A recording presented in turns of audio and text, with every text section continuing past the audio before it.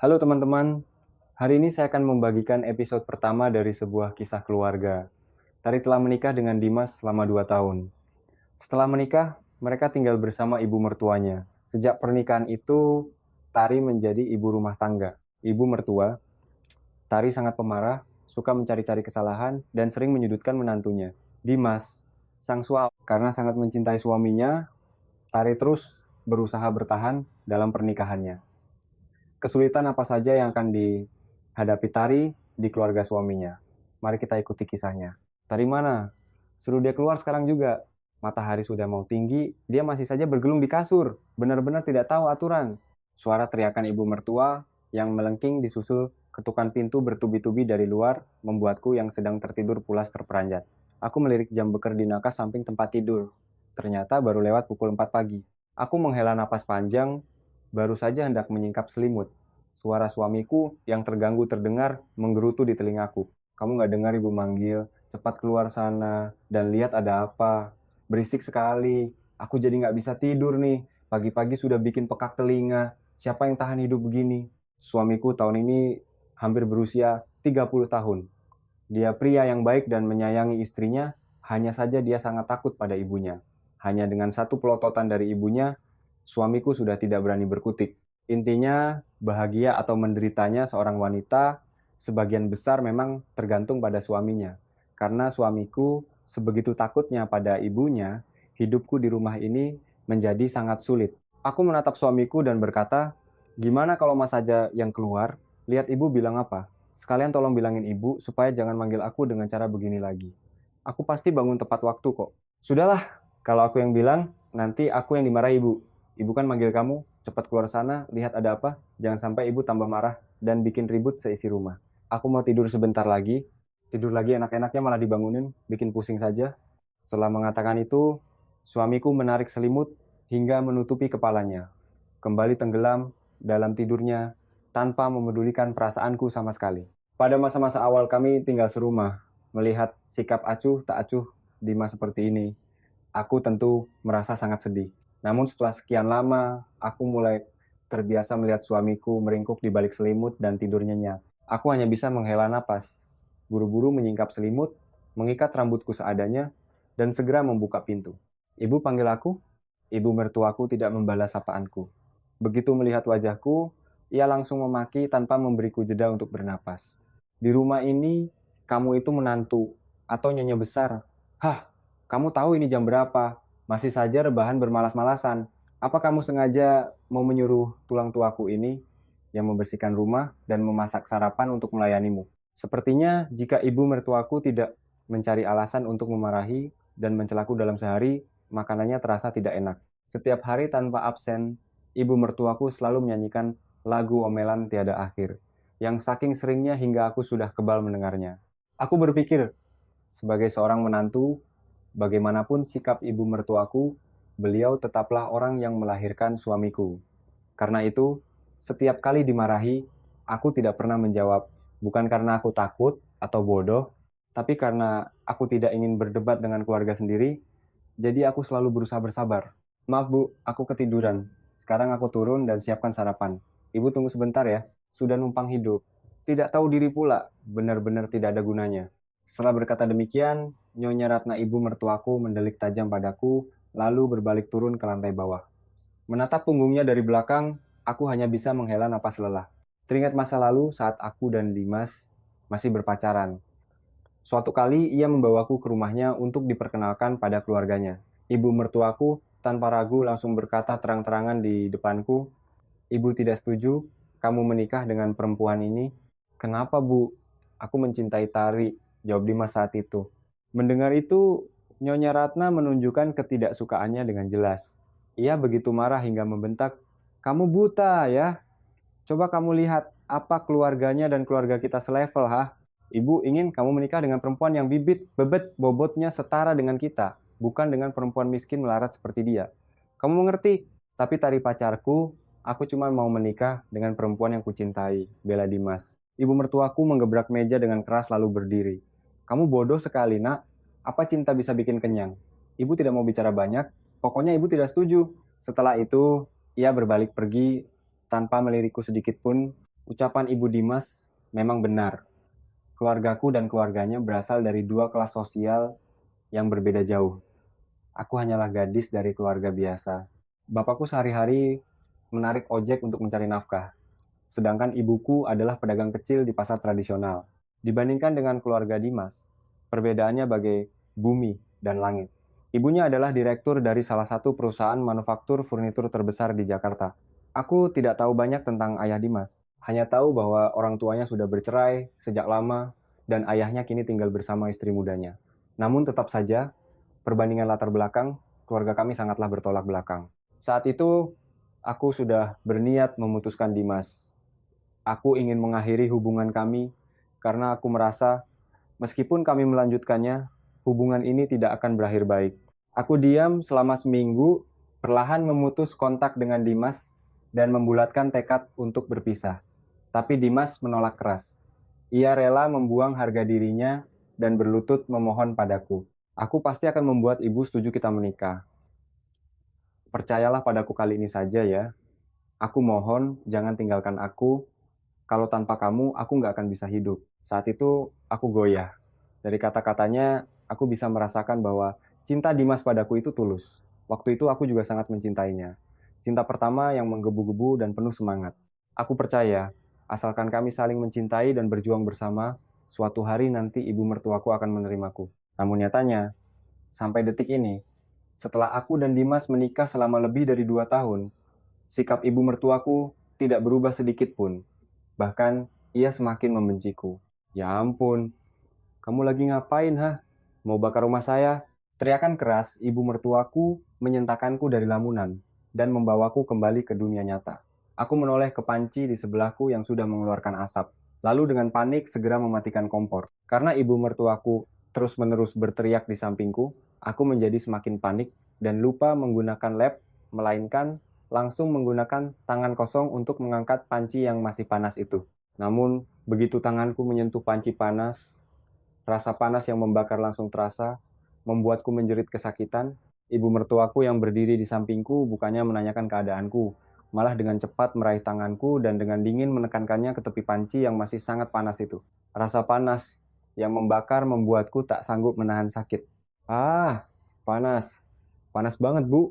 Lepasin tangan tari. Berbeda dengan kondisiku yang kesakitan, Nyonya Ratna tidak melepaskan tanganku, melainkan terus memeganginya erat-erat. Aku mengerahkan seluruh tenagaku untuk menarik tanganku dari cengkeramannya, lalu berlari ke wastafel dan menyalakan air dingin. Setelah rasa panasnya mereda, aku mematikan air dan berbalik untuk mengambil pasta gigi untuk dioleskan ke tanganku. Saat melewati ibu mertuaku, ia mencengkeram lenganku dan menarikku. Wajahnya menunjukkan ketidaksukaan yang jelas. Ia menunjuk ke arah panci yang gosong itu dan berkata, "Kamu tahu berapa harga panci itu? Walaupun bapakmu narik ojek sebulan penuh, uangnya tidak akan cukup untuk beli panci itu. Kalau kamu memang tidak bisa berguna di rumah ini, jangan jadi parasit yang merusak barang." Aku merasa sakit sekaligus marah. Tak kusangka ibu mertuaku bisa melakukan hal sekejam itu padaku. Melihat tanganku yang memerah karena luka bakar, aku rasanya ingin bertengkar habis-habisan dengannya, agar semuanya jelas. Tapi mengingat suamiku yang sudah bekerja keras di luar, aku tidak ingin dia merasa serba salah di antara ibu dan istrinya saat pulang nanti. Jadi aku menggigit bibir dan menahan diri dalam diam. Melihatku diam saja, ibu mertuaku kembali berkata, "Keluarga saya benar-benar sial dapat menantu sepertimu. Bisanya cuma merusak. Cepat bersihkan semuanya dan masak sarapan. Dimas sebentar lagi bangun. Kamu mau biarkan dia berangkat kerja dengan perut kosong, ha?" Aku harus menelan ludah 2 kali demi mengumpulkan kesabaran agar tidak membalas ucapannya. Aku mengangguk dan berkata, "Iya, Bu.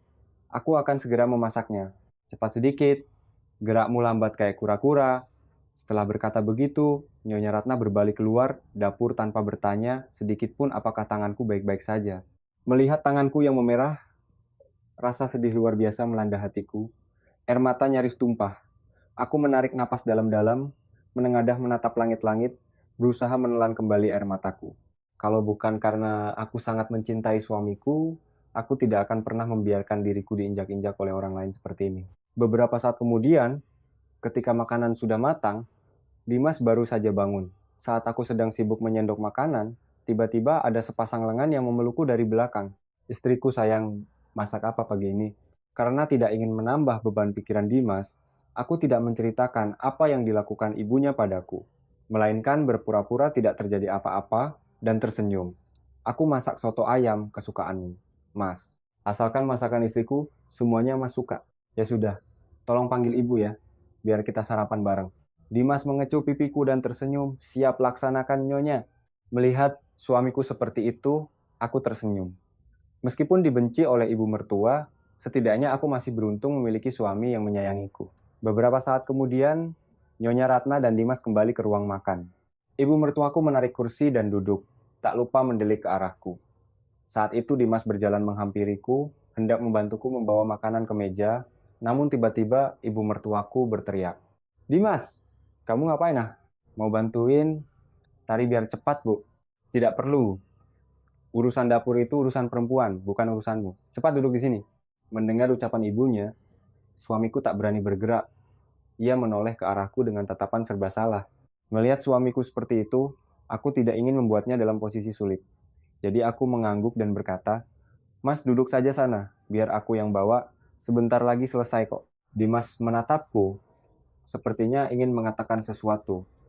Tapi karena ada ibunya, ia mengurungkan niatnya. Ia menghela napas, menepuk bahuku sebagai bentuk dukungan, lalu berbisik, sabar ya sayang, aku duduk sama ibu dulu, takut ibu marah lagi. Oh ya, Mas. Akhirnya, aku harus menyajikan makanan untuk masing-masing orang sendirian. Setelah sarapan, ibu mertuaku dan Dimas berangkat kerja. Di rumah hanya tersisa aku sendiri dengan setumpuk pekerjaan rumah. Melihat tumpukan piring kotor di atas meja, aku hanya bisa menghela napas. Seandainya dulu ibu mertuaku tidak melarangku bekerja, aku tidak perlu mengurung diri di rumah melakukan pekerjaan rumah tangga yang membosankan ini. Sudah begitu, aku masih dituduh sebagai parasit. Bagaimanapun, aku ini sarjana. Dengan keahlianku, aku bisa dengan mudah mendapatkan pekerjaan yang layak. Bukannya diam di rumah menunggu uang saku dari suami seperti sekarang. Terkadang aku berpikir, apakah pengorbananku untuk keluarga ini sudah benar? Sore harinya, saat aku sedang sibuk melipat pakaian di kamar, ku dengar suara teriakan ibu mertuaku dari lantai bawah. Tarik, turun kamu sekarang juga. Aku tidak tahu apa yang terjadi, kenapa ibu mertuaku baru pulang langsung meneriakiku. Merasa ada yang tidak beres, aku segera berdiri, meninggalkan pakaian yang belum selesai kulipat dan bergegas turun. Iya bu, panggil aku. Ibu mertuaku menatapku tajam dengan wajah merah, padam menahan marah. Ia membanting selembar kertas A4 ke atas meja dan berkata, hebat sekali kamu ya. Keluarga saya sudah memberi kamu makan, memberi kamu tempat tinggal, menghidupi kamu saja sudah susah. Sekarang kamu diam-diam menguras uang keluarga saya untuk kamu bawa ke rumah orang tuamu. Hah? Kamu mau saya dan anak saya banting tulang untuk menghidupi seluruh keluargamu. Sejak aku menikah dengan Dimas, hingga sekarang sudah lebih dari 2 tahun, aku belum pernah mengambil satu peser pun uang keluarga suami untuk kuberikan pada orang tuaku. Aku tidak mengerti kenapa hari ini Nyonya Ratna menuduhku seperti itu. Apakah beliau salah paham? Aku menarik napas panjang dan bertanya, Ibu bicara apa? Aku tidak mengerti maksud ibu. Bisa ibu jelaskan? Jangan pura-pura bodoh kamu. Benar-benar tidak mengerti atau pura-pura tidak mengerti? Aku sungguh tidak mengerti maksud ibu. Memangnya aku dan keluargaku berbuat salah apa, Bu? Tolong katakan saja terus terang. Bagus. Kalau begitu, dengarkan baik-baik. Apa kamu yang menghasut Dimas untuk mentransfer uang ke orang tuamu? Ibu salah paham.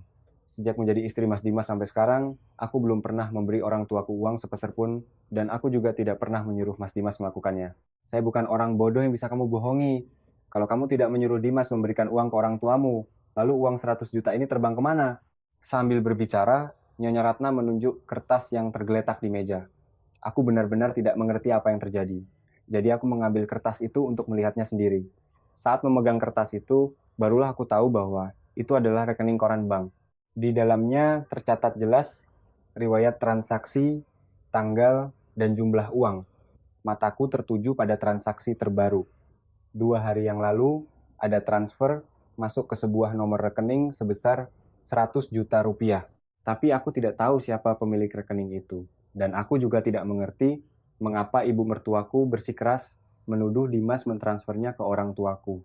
Melihatku terus menatap rekening koran itu tanpa bisa berkata apa-apa, Nyonya Ratna tersenyum sinis. Sudah tidak bisa pura-pura suci lagi kan? Saya kasih tahu ya, buktinya sudah jelas. Sekarang kamu mau mengelak pun percuma. Keluarga melarat seperti keluargamu itu saya sudah hafal tabiatnya. Sama seperti lintah kelaparan, begitu nempel ke orang kaya, langsung dihisap darahnya. Dulu, bagaimanapun ibu mertuaku memaki dan menghinaku, aku masih bisa menerimanya. Tapi kali ini, ia menyentuh orang tuaku.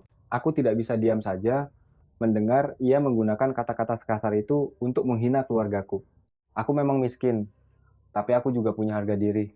Aku menarik napas dalam-dalam, menatap lurus ke arahnya, dan berkata, aku tidak tahu apakah nomor rekening ini milik orang tuaku atau bukan. Tapi kalau ibu bersikeras menuduh orang tuaku memeras uang Mas Dimas, biar aku telepon mereka sekarang dan tanyakan kebenarannya. Kalau memang benar orang tuaku mengambil 100 juta dari Mas Dimas, aku akan menyuruh mereka mengembalikannya utuh. Kamu sengaja mau mempermalukan saya? Hah? Kamu telepon keluargamu, lalu bilang kalau saya ini pelit, tidak mau meminjamkan uang ke keluargamu supaya mereka bisa menjelek-jelekan nama saya di luar. Begitu. Aku tidak bermaksud begitu, Bu. Atau kita tunggu Mas Dimas pulang dan tanyakan padanya. Aku sungguh tidak tahu apa-apa soal ini, Bu. Percayalah. Halah, diam kamu. Tidak usah pasang wajah memelas di depan saya. Trik murahan. Kalau bukan karena kamu yang menyuruh, apa Dimas berani mentransfer uang ke keluargamu tanpa seizin saya? Coba jawab. Percayalah padaku, Bu. Aku tidak pernah menyuruh Mas Dimas mentransfer uang ke keluargaku. Sudah, tutup mulutmu. Kalau dulu bukan karena Dimas mengancam mati-matian memaksa saya menyetujui pernikahan kalian, jangan harap saya biarkan kamu menginjakan kaki di rumah ini selangkah pun. Sudah numpang, tidak tahu diri pula. Aku tahu semua yang diucapkan ibu mertuaku itu benar. Aku tahu beliau hanya tidak ingin kehilangan putra kesayangannya, makanya dengan terpaksa mengizinkan pernikahan kami. Tapi dalam hatinya, beliau sangat membenciku. Ini yang namanya bermanis-manis di depan tapi busuk di belakang. Di luar beliau berpura-pura menerimaku, tapi aku tahu beliau terus menunggu kesempatan agar aku dan Dimas bercerai. Sungguh serba salah hidup bersama orang seperti ini. Melihatku hanya diam. Nyonya Ratna kembali berkata, kalau masih mau tinggal di rumah ini, tahu dirilah sedikit. Sudah tidak bisa cari uang, jangan coba-coba menguras uang keluarga saya. Kalau kamu merasa tidak sanggup, ceraikan saja Dimas. Saya tidak mau memelihara benalu. Ini bukan pertama kalinya. Ia menyuruhku bercerai.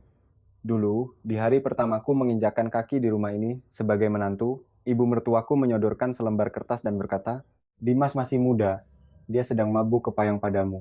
Tapi saya tahu sifatnya. Kalian tidak akan bertahan lama. Paling cepat 6 bulan, paling lambat 3 tahun, kalian pasti bercerai. Saat itu beliau menunjuk kertas di depanku. Saat kamu masuk ke rumah saya, kamu tidak membawa apa-apa. Jadi saat kamu dan Dimas bercerai, kamu juga tidak akan mendapatkan sepeser pun dari keluarga saya. Jangan harap ada pembagian harta gono gini. Kalau kamu masih mau jadi istri Dimas, cepat tanda tangani perjanjian pranikah ini. Nanti kalau cerai, kamu tidak bisa menuntut harta keluarga saya. Aku menatap wanita berpenampilan mewah di depanku itu dengan sangat terkejut. Tak kusangka ia memiliki pemikiran sedalam dan sekejam itu. Bahkan hal seperti ini pun ia pikirkan dan memaksaku melakukannya. Sambil menghela napas, aku duduk perlahan dan menatap perjanjian pranikah itu dengan dada sesak. Sejak aku berpacaran dengan Dimas, aku tak pernah berpikir untuk mengambil harta darinya. Kenapa? Tidak berani tanda tangan. Saya sudah tahu niat busukmu dari awal. Cuma anak saya saja yang bodoh, tidak menyadarinya. Perempuan miskin melarat sepertimu menempel pada anak saya pasti karena mengincar harta keluarga ini. Bukan begitu, Bu.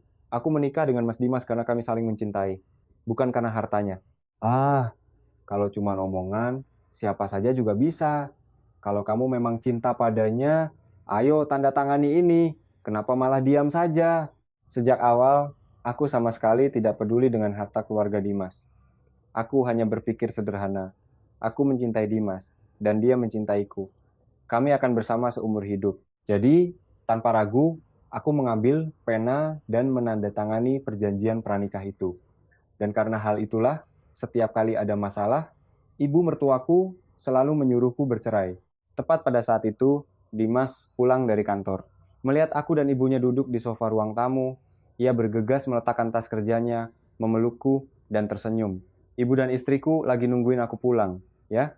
Ibu mertuaku tidak menjawab, melainkan perlahan menyesap tehnya. Melihat sikap ibunya, aku tahu apa yang beliau tunggu. Mumpung ada Nyonya Ratna dan Dimas di sini, Aku ingin memperjelas semuanya. Mas, apa benar 2 hari yang lalu kamu transfer uang 100 juta ke keluargaku? Tanyaku. Mendengar pertanyaanku, tubuh Dimas seketika menegang. Ia menoleh ke arah ibunya, lalu menatapku dengan ekspresi panik yang terus berubah. Hanya dengan melihat reaksinya, aku sudah tahu jawabannya. Saat Dimas belum sempat menjawab, ibu mertuaku meletakkan cangkir tehnya dan memotong, "Kamu tidak usah menyembunyikannya. Ibu sudah tahu semuanya." Sikap Dimas saat itu tak ubahnya seperti anak kecil yang ketahuan menyembunyikan kesalahan. Dengan panik ia bertanya, "Kok Kok ibu bisa tahu? Siapa yang bilang? Apa ibu mengecek rekeningku?" "Iya, ibu yang mengeceknya. Karena ibu tidak mau uang, ibu jatuh ke tangan orang lain." "Kenapa ibu bilang begitu? Mereka kan keluarga istriku, bukan orang lain." Mendengar ucapan Dimas, aku mulai mengerti apa yang terjadi. Aku menatap Dimas dan bertanya pelan, "Apa bapak dan ibuku meminjam uang padamu, Mas?" Bukan. Bapak sama ibu tidak minta. Aku cuma melihat mereka sudah tua. Tiap hari pergi pagi, pulang malam jualan di pasar dengan susah payah. Jadi aku inisiatif mengirim sedikit uang untuk membantu hidup mereka." Mendengar itu, Nyonya Ratna meledak marah. "Kamu makan apa sampai jadi bodoh begini, ha? Uang itu hasil keringat, bukan daun yang tinggal dipetik. Kamu kasih orang luar sampai 100 juta. Kamu tahu betapa susahnya ibu mencari uang 100 juta. Keluarga kita kan tidak kekurangan uang, Bu. Aku cuma kasih sedikit untuk mertuaku. Ibu jangan marah-marah begini, nanti darah tinggi ibu kumat." "Ya ampun, ibu bisa mati berdiri rasanya. Coba jujur sama ibu, selama ini kamu sudah kasih berapa banyak uang ke keluarganya?" "Biasanya aku cuma belikan hadiah saja buat bapak dan ibu kok. Cuma kali ini aku kasih uang tunai, dan cuma 100 juta. Ibu nggak perlu semarah ini." Darah Nyonya Ratna mendidih. Ia berdiri dan melotot pada putranya. "Sejak kapan kamu berani mengambil keputusan sendiri tanpa pamit ibu?" "Hah, apa ibu sudah memberi izin?" Melihat kemurkaan ibunya, wajah Dimas memucat pasi. Ia menunduk menatap lantai seperti anak kecil yang sedang dimarahi. Bebelum, cicitnya pelan, tak berani berkata apa-apa lagi. Melihat suamiku ketakutan sampai tak bisa bicara, aku hanya bisa menghela napas. Kadang aku bertanya-tanya, apakah suamiku ini pria dewasa atau balita di tubuh orang dewasa? Mengapa dia sebegitu takutnya pada ibunya? Dia benar-benar tak bisa lepas dari bayang-bayang ibunya. Setelah tinggal serumah, barulah aku tahu Dimas berbeda jauh dari laki-laki lain. Kalau ibunya menyuruh jalan lurus, ia tak akan berani belok. Seperti biasa, setiap kali ibunya memarahiku, ia tak berani membelaku sedikit pun. Melihat putranya ketakutan, amarah Nyonya Ratna sedikit mereda. "Mulai sekarang, tanpa seizin ibu, kamu dilarang mentransfer uang ke siapapun. Mengerti?" Dimas masih tak berani menatap ibunya, hanya menunduk dan menjawab pelan, "Iya, Bu." Mendapat jawaban yang memuaskan, wajah Nyonya Ratna mulai rileks. Ia melirikku tajam, lalu berbalik naik ke kamarnya. Setelah ibu mertuaku pergi, barulah aku menegur suamiku. "Lain kali Mas jangan lakuin itu lagi. Ibu jadi ngira aku yang menghasutmu. Sebelum ngambil keputusan soal keluargaku, harusnya Mas diskusi dulu sama aku." Barulah Dimas berani mengangkat wajahnya menatapku. Setelah terdiam sejenak, ia perlahan berkata, "Iya, lain kali aku akan diskusi sama kamu. Maaf ya, gara-gara aku, kamu jadi dimarahi ibu." "Nggak perlu minta maaf, ini kan juga urusan keluargaku. Kalau orang tuaku nggak terima uang dari Mas, ibu nggak akan marah padaku. Aku wakili orang tuaku minta maaf karena sudah merepotkan Mas." "Jangan sungkan begitu, kita kan suami istri. Membantu mertua itu sudah kewajibanku. Lain kali aku akan minta izin ibu dulu, supaya ibu nggak marah sama kamu, ya." Aku kembali bertanya-tanya, aku ini menikah dengan pria dewasa atau anak umur 7 tahun. Aku menghela napas, tak ingin melanjutkan topik ini. "Ya sudahlah, Mas naik mandi, ganti baju, terus turun makan." Dimas mengecup keningku dan tersenyum. "Siap, Nyonya." Setelah Dimas naik, aku kembali ke dapur untuk menata makanan. Tak lama kemudian, Nyonya Ratna dan Dimas turun. Tatapan mata ibu mertuaku masih sinis. Tapi aku pura-pura tak melihat dan mencoba mencairkan suasana. Selama makan malam, hanya Dimas dan ibunya yang mengobrol membahas urusan perusahaan. Aku duduk diam bak orang asing. Perutku lapar, tapi makanan terasa hambar. Kadang saat aku mendongak, mataku tak sengaja menangkap tatapan tajam Nyonya Ratna, membuatku kesulitan menelan makanan. Aku hanya makan semangkuk kecil, lalu duduk diam melayani mereka berdua. Selesai makan, Dimas berdiri dan mulai mengumpulkan piring kotor. Nyonya Ratna langsung mendelik. Tanpa kata, Dimas tahu maksud ibunya. Ia segera menaruh kembali piring itu dan berbisik padaku, biar kamu aja yang bersihin. Ya, aku mau ke atas ngerjain tugas kantor. Nanti ibu ribut lagi.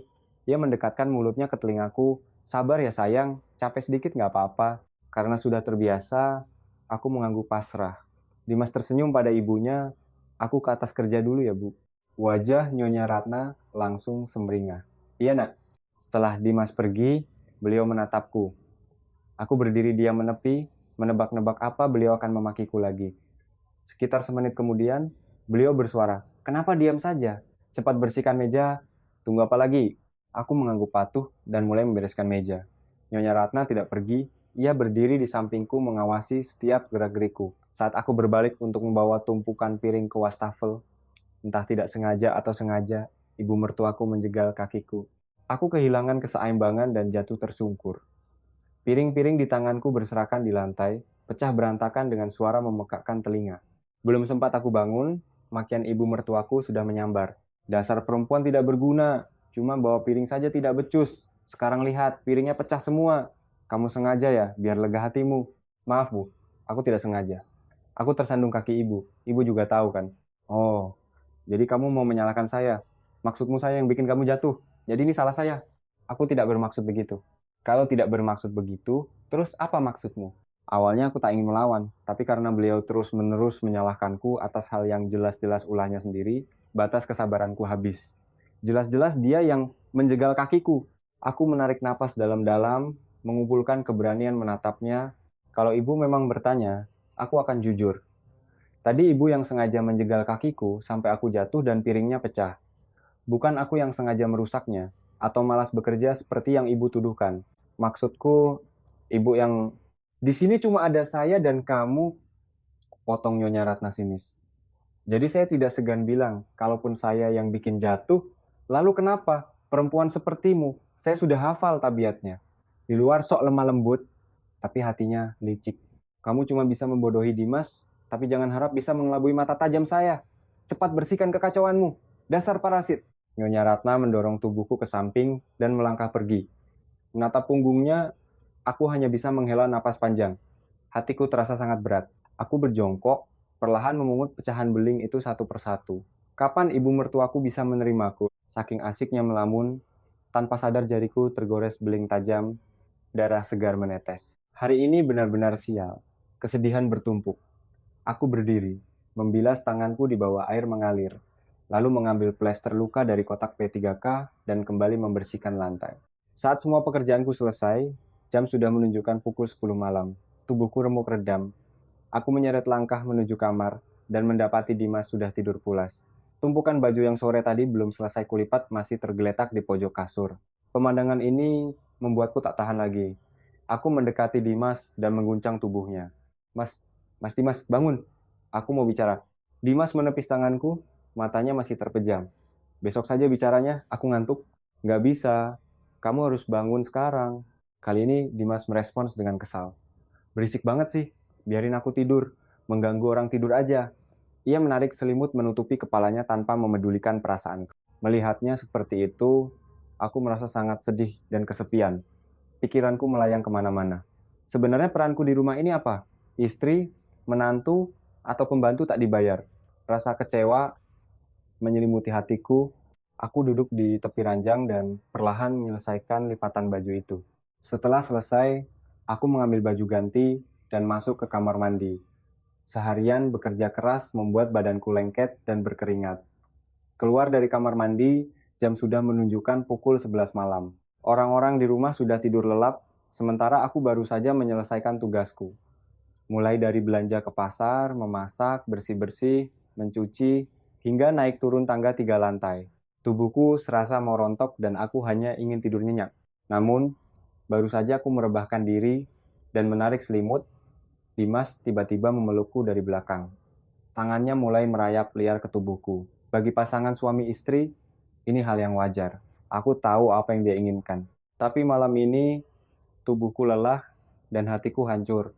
Aku sama sekali tidak berselera. Aku mendorong tangannya dan berbisik. Aku capek, Mas. Aku mau tidur. Olahraga sebentar biar enak tidurnya. Siapa suruh tadi bangunin aku? Dimas seolah tak peduli penolakanku. Ia langsung mencium bibirku, lalu turun ke leher dan tulang selangkaku. Aku tak tahan lagi dan menolaknya dengan tegas. Melihatku terus menolak, wajahnya menunjukkan ketidaksukaan. Kamu ini kenapa sih hari ini? Kayak ngelihat setan aja ngindar terus. Emang badanku bau kotor? Bukan begitu, Mas. Aku capek banget ngerjain kerjaan rumah seharian. Sekarang aku cuma mau tidur. Kapan-kapan aja ya. Aku memunggui Dimas, menarik selimut hingga sebatas dada, dan memejamkan mata. Kupikir dia akan mengerti. Ternyata dia tak mau mendengar. Saat aku baru memejamkan mata, Dimas menarik paksa tubuhku agar menghadapnya dan memaksa melanjutkan. Kalau dipaksa tidur sekarang, aku nggak bisa tidur. Ayo olahraga biar rileks. Aku capek, Mas. Capek apa sih? Sini balik badan. Tanpa persetujuanku, Dimas menciumiku dan tangannya masuk ke dalam baju tidurku. Kan aku udah bilang aku capek. Mas gak denger ya? Bentakku. Melihat penolakanku yang keras, Dimas seketika murka.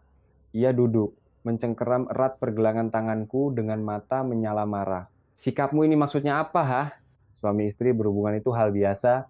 Kamu nolak begini. Jangan-jangan kamu habis tidur sama laki-laki lain di luar sana sampai jijik sama suami sendiri. Aku membelalakan mata, tak percaya dengan apa yang baru saja ku dengar. Benar-benar tak kusangka suamiku bisa melontarkan tuduhan sekeji itu. Di matanya, aku ini wanita macam apa? Wanita murahan yang berselingkuh di belakang suami?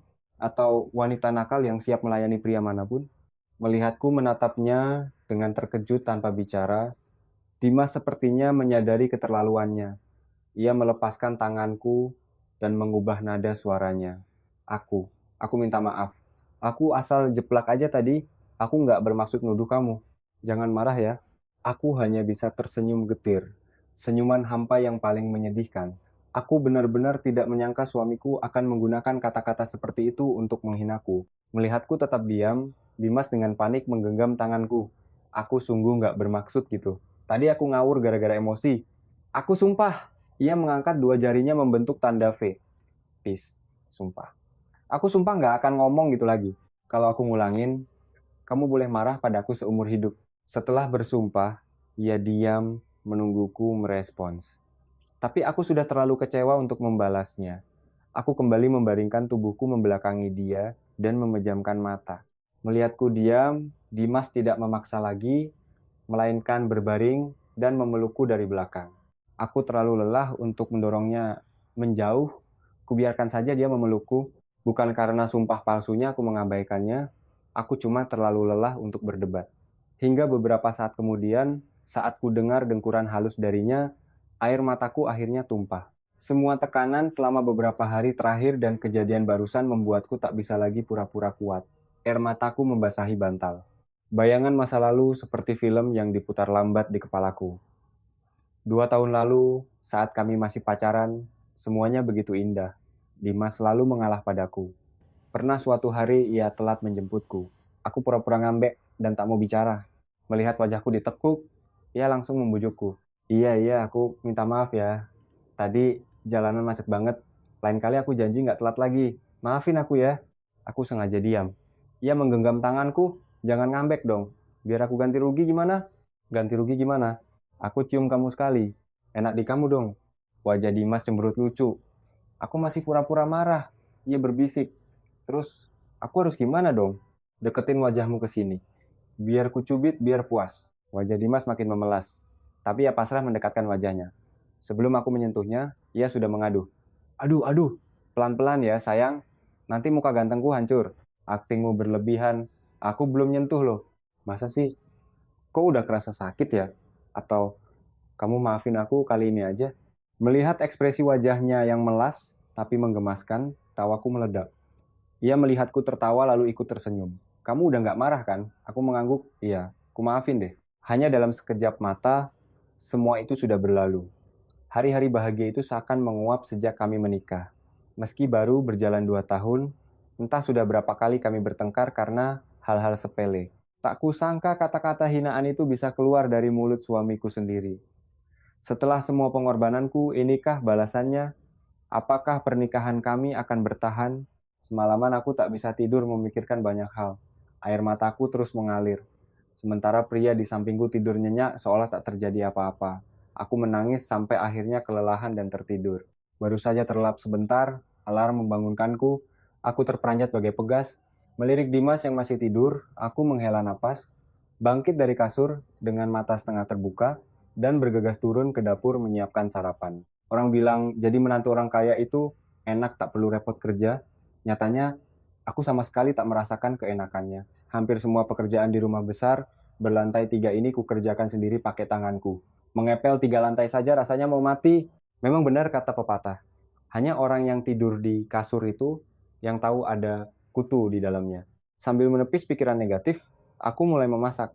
Dulu sebelum nikah, masak-masakan sederhana saja butuh waktu berjam-jam. Kini, aku bahkan sanggup memasak menu pesta yang rumit. Tuntutan keadaan memang memaksa orang berubah. Beberapa saat kemudian, saat aku sibuk di dapur, ku dengar langkah kaki. Nyonya Ratna turun dari tangga. Karena ingin memperbaiki hubungan, aku berinisiatif menghampirinya dengan senyum cerah. Ibu, sudah bangun? Balasannya siraman air es. Kamu buta, udah lihat masih aja nanya. Senyumku langsung lenyap. Ibu mertuaku memutar bola mata, berjalan pelan ke sofa, menyilangkan kaki, dan mulai membaca koran pagi. Memahami kebiasaannya, aku segera menyeduh secangkir teh melati, menaruhnya di meja, dan mempersilakan. Silakan diminum tehnya, Bu. Taruh situ saja. Sana balik kerja. Oh iya, Bu. Saat aku berbalik dan baru berjalan beberapa langkah, Nyonya Ratna memanggilku. Tunggu. Langkahku terhenti. Aku berbalik dengan hormat. Ada yang bisa kubantu, Bu? Di sini cuma ada saya dan kamu. Kalau bukan manggil kamu, manggil siapa lagi? Pagi-pagi sudah disiram 2 ember air es, suasana hatiku memburuk drastis. Tapi aku berusaha menahan diri dan mengatur napas. Iya, Bu. Ada perlu apa memanggilku? Kamu sudah ada tanda-tanda belum? Maksud ibu? Ah, kamu ini aneh. Sudah nikah 2 tahun lebih sama Dimas. Tapi setiap kali saya tanya soal ini, reaksimu seakan-akan kaget. Kenapa? Atau kamu memang sengaja nggak mau kasih Dimas anak? Bu, bukan begitu, Bu. Aku cuma kaget karena ibu tiba-tiba nanya. Jangan banyak alasan. Saya tanya, kalian sudah 2 tahun nikah, kenapa perutmu belum ada isinya juga? Coba jelaskan sama saya. Sebenarnya, soal anak, yang paling cemas itu bukan Nyonya Ratna atau Dimas, melainkan aku sendiri. Aku tahu, sekali aku hamil, betapapun ibu mertuaku membenciku. Demi cucunya, ia akan menerimaku. Selama 2 tahun ini, aku sudah mencoba berbagai cara. Mencari info masa subur, posisi yang pas, hingga konsultasi ke dokter. Tapi entah kenapa, sampai sekarang aku belum juga hamil. Kamu tuli atau bisu? Saya tanya ini dijawab. Bentaran itu mengagetkanku. Aku menunduk menatap jari kakiku dan menjawab pelan, kami sedang berusaha, Bu.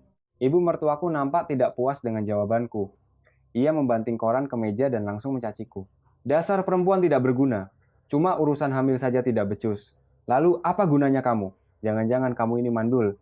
Maaf, Bu. Aku juga tidak mau begini. Mau atau tidak, mana saya tahu. Tapi saya ingatkan ya, Dimas itu anak lelaki saya satu-satunya.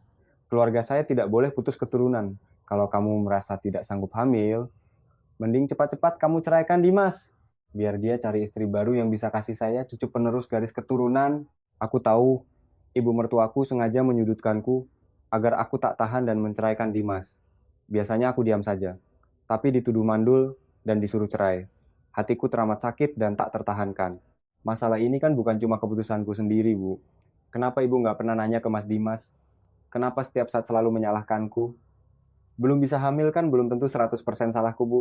Tadi, terdengar teriakan Dimas dari arah tangga. Aku dan ibu mertuaku sama-sama terkejut. Dimas berdiri di anak tangga. Entah sejak kapan ia di sana. Begitu mendengar kalimatku barusan, Dimas langsung menghampiriku dan menegur. Kamu nggak boleh ngomong gitu sama ibu. Sebelum Dimas selesai bicara, Nyonya Ratna memotong. Bagus, kamu datang tepat waktu. Kamu dengar sendiri kan cara dia bicara sama ibumu. Makin hari dia makin kurang ajar, bertingkah seolah dia nyonya besar di rumah ini. Mendengar ucapan ibunya, Dimas berusaha melerai. Bu, sudah. Namun, omongan Dimas tak ada artinya bagi ibunya. Beliau malah memelototi Dimas. Sudah apa? Diam kamu. Hari ini ibu harus ngajarin perempuan mandul ini tata krama. Dimas tak berani buka mulut lagi dan hanya berdiri mematung. Melihat kelakuan suamiku, aku hanya bisa menggeleng frustrasi. Mengapa dia selalu sembunyi di balik ketiak ibunya? Makian ibu mertuaku terus bergema. 2 tahun ini, Ibu pura-pura buta dan tuli membiarkanmu tinggal di sini karena Dimas sangat mencintaimu. Setidaknya berilah dia anak. Atau jangan-jangan dulu masa mudamu terlalu bebas. Sering aborsi sana-sini sampai sekarang rahimmu rusak dan gak bisa hamil lagi. Hah? Aku ternganga mendengar tuduhan kejam itu. Ini sudah penghinaan yang luar biasa. Kalau aku diam, berarti aku membenarkan fitnahnya. Kalau aku melawan, aku dicap menantu kurang ajar. Pikiranku berkecamuk. Akhirnya, aku tak bisa mengakui hal yang tak pernah kulakukan. Aku menatap Nyonya Ratna dan menjawab dengan tenang. Suamiku itu bukan balita, Bu. Jadi dia pasti bisa membedakan perempuan yang tidur dengannya itu masih perawan atau tidak. Mumpung Mas Dimas ada di sini, kalau ibu mau tahu, silakan tanya langsung pada anak ibu. Berlawanan dengan ketenanganku, Nyonya Ratna sangat murka. Matanya melotot. Dasar perempuan kurang ajar. Mulutmu lancang sekali. Cepat angkat kaki dari rumah saya sekarang juga. Mendengar usiran itu, aku hampir membalas bahwa aku masuk ke rumah ini dengan cara baik-baik dinikahi sah oleh putranya. Jadi kalau ia ingin aku pergi, aku akan pergi sendiri tanpa perlu diusir. Tapi sebelum aku bersuara, Dimas sudah memegang bahu ibunya dan mengusap dadanya. Bu, sabar bu, jangan marah-marah. Nanti darah tinggi ibu kumat. Kamu dengar nggak omongannya? Ceraikan dia sekarang juga. Ibu duduk dulu ya, jangan emosi begitu. Dimas menoleh padaku. Kamu, tolong ambilkan air minum buat ibu. Tidak sudi, biar dia minta maaf. Tolak ibunya. Iya bu, iya. Tari cuman keceplosan, dia nggak bermaksud kurang ajar. Maafkan istriku ya bu. Dari awal, ibu sudah bilang, jangan nikah sama gembel melarat kayak dia. Tapi kamu ngeyel. Nyonya Ratna menunjuk-nunjuk wajahku. Lihat tampangnya. Ibu tahu dari awal dia bukan perempuan baik-baik. Pokoknya ceraikan dia. Ibu tenang dulu. Biar aku yang suruh dia minta maaf. Gimana ibu bisa tenang? Sejak kamu bawa dia masuk ke rumah ini, lihat mukanya saja bikin tensi ibu naik. Dimas tak menanggapi ibunya, melainkan menatapku dengan sorot marah dan kecewa. Ia menarik pergelangan tanganku dan membawaku sedikit menjauh. Kamu minta maaf sana ke ibu. Gak enak dilihat ibu marah-marah begitu. Aku nggak salah. Kenapa harus minta maaf? Aku tahu kamu nggak salah. Tapi kalau kalian ribut terus, ini nggak baik. Kamu itu menantu, wajar kan kalau mengalah dan minta maaf supaya semuanya reda. Tapi ibumu yang duluan, cari gara-gara dan fitnah aku macam-macam. Tolonglah, anggap saja kamu ngelakuin ini demi aku. Jangan bikin aku ada di posisi yang serba salah begini. Sebenarnya aku sangat tidak sudi meminta maaf pada ibu mertuaku, karena aku sama sekali tidak salah. Berkali-kali ia mencari celah untuk menyalahkanku, aku cuma mengungkap fakta. Tapi karena Dimas sudah memohon seperti itu, aku tak ingin suamiku makin terjepit. Aku memutuskan mengalah. Baiklah, aku akan minta maaf. Aku mendekati ibu mertuaku. Beliau menatapku tajam bak pisau belati. Aku menarik napas dalam dan berucap pelan. Aku minta maaf, Bu. Aku salah. Tolong maafkan aku. Nyonya Ratna menyilangkan tangan di dada dan membuang muka sinis. Saya mana berani menyalahkan kamu. Dimas duduk di sebelah ibunya, memijat lembut tangan ibunya dan membujuk. Bu, udah dong, jangan marah lagi. Istriku udah sadar salah dan minta maaf tuh. Maafin ya, Bu. Mendengar bujukan Dimas, ibu mertuaku tidak memaki lagi. Ya sudahlah, kali ini demi kamu, ibu maafkan. Tapi kalau dia berani kurang ajar lagi, jangan salahkan ibu. Iya, Bu. Nanti aku nasihati dia. Ya sudah, kamu naik mandi, terus turun sarapan, nanti telat kerja. Oh iya, Bu. Dimas pun naik ke lantai atas. Nyonya Ratna melirikku tajam. Cepat ke dapur siapkan sarapan. Berdiri di situ nunggu apa lagi? Mau saya yang masak buat melayanimu? Merasa kesal, namun enggan ribut lagi, aku menelan pahit. Iya bu, aku ke dapur sekarang. Setelah sarapan, keduanya berangkat kerja. Aku sendirian di rumah. Rasa sepi dan sedih mulai menyelimuti, berbagai pikiran negatif menari-nari di kepalaku. Tiba-tiba dering ponsel menyadarkanku. Layar menunjukkan nama ibu-ibuku. Aku segera mengatur napas, mencoba tersenyum agar suaraku tak terdengar sedih dan mengangkatnya. Halo ibu, suara hangat ibuku terdengar dari seberang. Halo Nduk Tari, kamu sehat nak? Tari sehat bu. Bapak sama ibu gimana? Bapak sama ibu sehat semua, kamu gak usah khawatir. Kehidupanmu di keluarga suamimu baik-baik aja kan? Iya bu, tumben ibu tanya begitu? Ini loh, Bu Tini yang jualan buah di sebelah lapak ibu, dia mau persewa lapaknya. Bapak sama ibu takut kalau lapaknya dikasihkan ke orang lain, nanti saingan sama dagangan kita. Jadi bapak putuskan mau ambil alih operannya. Tapi karena kita nggak punya uang sebanyak itu, Ibu nekat telepon menantu ibu buat pinjam uang. Ibu cuman khawatir, jangan-jangan Besan atau Nak Dimas. Jadi nyusahin kamu gara-gara ini. Aku sangat ingin mengadu pada ibuku bahwa Nyonya Ratna memakiku seharian penuh karena masalah ini. Aku juga ingin bilang agar ibuku tak usah pinjam uang dari Dimas lagi karena hal itu membuat hidupku di sini seperti di neraka. Tapi semua itu kutelan rapat-rapat. Aku tak mau membebani pikiran orang tuaku. Aku berpura-pura santai dan tertawa kecil. Ibu ini, ibu mertua dan Mas Dimas nggak keberatan kok. Mereka malah senang bisa bantu keluarga kita. Terdengar helaan napas lega dari seberang telepon. Syukurlah kalau begitu. Ibu kepikiran terus, takut kamu disindiri di sana. Nggak kok, Bu. Ibu mertuaku sama Mas Dimas baik banget sama aku. Alhamdulillah. Bapak sama Ibu lega dengarnya. Ibuku diam sejenak, lalu melanjutkan, Nak Dimas itu suami yang baik. Kamu harus jaga dia baik-baik, ya. Oh ya, Bu. Ya sudah, Ibu mau lanjut jualan dulu. Kapan-kapan kalau kalian senggang, mainlah ke rumah, nengok Bapak sama Ibu. Iya, Bu. Nanti malam kalau Mas Dimas pulang, aku tanyain jadwalnya. Ya, nanti aku kabari lagi. Iya, Nduk. Assalamualaikum. Waalaikumsalam, Bu. Begitu sambungan terputus, senyum palsuku luntur seketika. Kesepian dan kesedihan kembali menghampiri. Aku menghela napas panjang dan melanjutkan sisa pekerjaan rumah. Malam itu, suamiku ada janji menjamu klien. Jadi dia tidak pulang untuk makan malam.